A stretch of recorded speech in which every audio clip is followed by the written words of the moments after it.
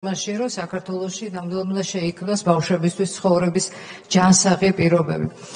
ახლა მე ახლა სურს რამდენიმე მხოლოდ იანვარში მოხდა დანაშაულებთან დაკავშირებით მოვიყვანო მაგალითები. გუშინ გავრცელებული ინფორმაციით 13 წლის გოგო, რომელიც მოიტაცეს კახეთში, ნაპოვნი იქნა, რომელიც 45 დღე სკოლაში არ დადიოდა. შემდეგ 21 წლის გოგოს მკვლელობა მოხდა 29 თებერვალს. გოგოს მის დას ბიძა წლების განმავლობაში აუპატიურებდა. შვილის გაუპატიურების ბრალდებით მამა დააკავეს. დააკავეს დედა, რომელიც შვილის გაუპატიურებაში ხელს უწყობდა მის პარტნიორს. დააკავეს კაცი, რომელმაც 13 წლის გოგოს შიშველი ფოტოების გადაღება და გაგზავნა აიძულა. 14 წლის გოგოს გაუპატიურების გამო ბიძა დააკავეს. 20 იანვარი. რაზე ვლაპარაკობთ საერთოდ? რომელ ჯანსაღ გარემოზე ვლაპარაკობთ და რომელი ახალი პროექტების მიღებაზე, მაშინ როდესაც ოჯახში ძალადობა არის ჩვენი ქვეყნის ეროვნულ ტრაგედიად ქცეული. მე ვიცი, რომ შემზარავია უმრავლესობის წარმომადგენლებისთვის ეს მონაცემები. ვიცი, რომ გაწუხებთ, მაგრამ მგონია, რომ ჩვენი ძალისხმევა სწორედ ამის დაძლევისკენ უნდა მიუმართოთ.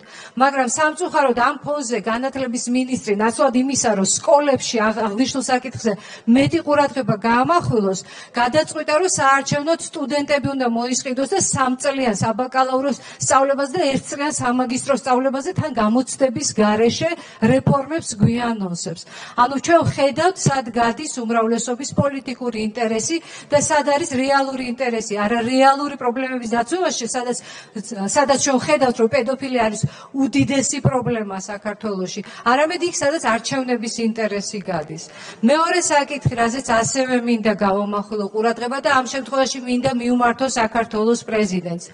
გიორგი მამალაძე, რომელიც არის პოლიტიკური ინტერესიდან გამომდინარე მსჯავრდებული პირი.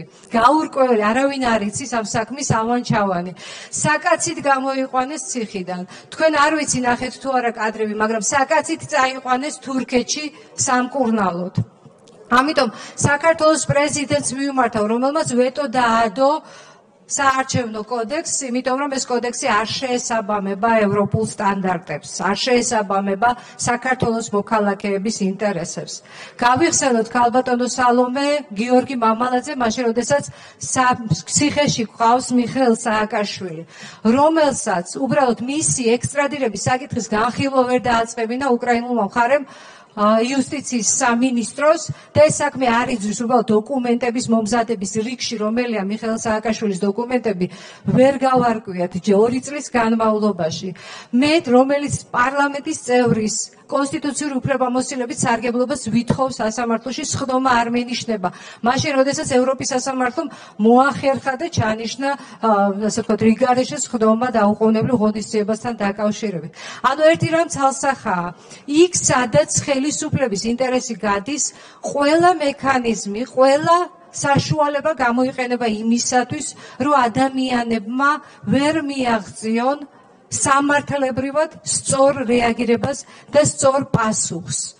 და ბოლოს, ჩემი თხოვნაა, განსაკუთრებული ყურადღება მივაქციოთ მაინც, როგორც ჯანდაცვის სისტემამ, ასევე განათლების სამინისტრომ ბავშვებთან დაკავშირებულ პრობლემას და რეალურ პრობლემებზე ვიმსჯელოთ. რეალურზე, რომლებიც არიან ბავშვები, რომლებიც არიან ოჯახში ძალადობის მსხვერპლი და კონკრეტული ნაბიჯები გადავდგათ, კომპლექსური ნაბიჯები გადავდგათ მათ დასაცავად. მადლობა დიდი.